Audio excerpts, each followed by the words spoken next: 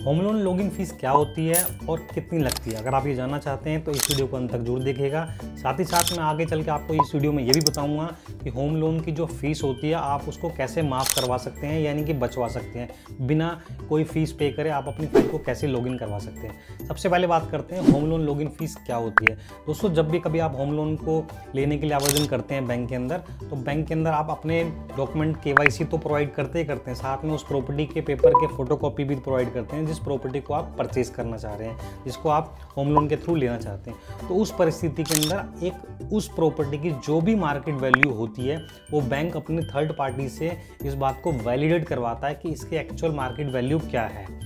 दूसरी चीज़, बैंक ये भी चेक करवाता है कि इस प्रॉपर्टी का लीगल टर्म ओके है या नहीं है। लीगल टर्म ओके का मतलब ये है कि जो भी ट्रांजैक्शन अभी तक इस प्रॉपर्टी में हुई है वो लीगली ओके हैं या नहीं है, यानी कि भविष्य में बैंक को लीगल से संबंधित कोई समस्या नहीं आएगी इस प्रॉपर्टी में। इस चीज़ को वो अपने लॉयर के थ्रू चेक करवाता है और वैल्यू भी अपने लॉयर के थ्रू निकलवाता है, मार्केट वैल्यू क्या है।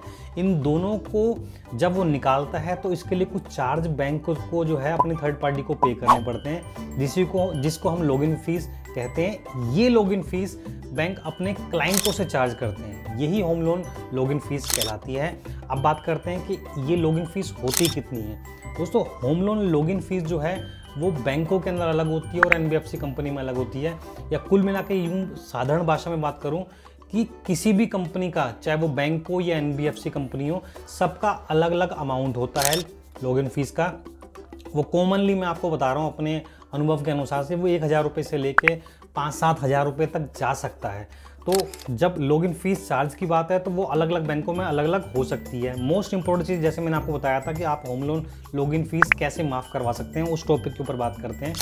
दोस्तों, जब बैंक के अंदर आप फाइल अपनी लॉगिन करते हैं तो सेल्स एग्जीक्यूटिव जो होते हैं उनके लिए बैंक कॉन्टेस्ट चलाता है। सेल्स एग्जीक्यूटिव के लिए या सेल्स एम्प्लॉय के लिए बैंक जो है कॉन्टेस्ट चलाता है, और उस कॉन्टेस्ट के अंदर ये होता है, उदाहरण के रूप में बता रहा हूँ कि 1 तारीख से लेकर 15 तारीख के बीच में आप अगर इतनी फाइल लॉगिन करेंगे या जो भी फाइल आप लॉगिन करेंगे वो उसका कोई भी लॉगिन फीस नहीं लगेगा।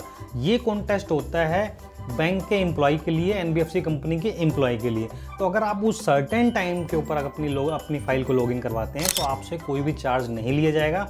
इसकी अधिक जानकारी के लिए आपको उस बैंक के एग्जीक्यूटिव से या सेल्स एग्जीक्यूटिव से पहले बात रखनी पड़ेगी कि ये कॉन्टेस्ट कब आ रहा है। ये कॉन्टेस्ट जनरली आता रहता है और ये जनरली फेस्टिवल के टाइम के आसपास ज़रूर आता है, ऐसा मेरा अनुभव है। दूसरी मोस्ट इंपॉर्टेंट चीज़, आप कैसे, और इसको दूसरा तरीका मैं आपको बता रहा हूँ जिससे आप अपना लॉगिन फीस को वे ऑफ करवा सकते हैं। दोस्तों, अगर आपकी फ़ाइल की मतलब क्षमता अच्छी है कि आपको लगता है कि रेट ऑफ इंटरेस्ट अच्छा मिल जाएगा, सिविल आपका अच्छा है, प्रॉपर्टी मार्केट वैल्यू अच्छी है, इनकम अच्छी है, तो बैंक को आप रिक्वेस्ट कर सकते हैं कि आपकी लॉगिन फीस को वे ऑफ किया जाए। और बैंक के जो भी सीनियर होते हैं वो आगे इस चीज़ को आगे मेंशन करते हैं और अप्रूवल लेते हैं इस टॉपिक के ऊपर। वो अप्रूवल हो सकता ना भी आए, हो सकता आ भी जाए, कि आपका जो लॉगिन फीस है उसको वे ऑफ कर दिया जाए। तो ये 2 तरीके थे।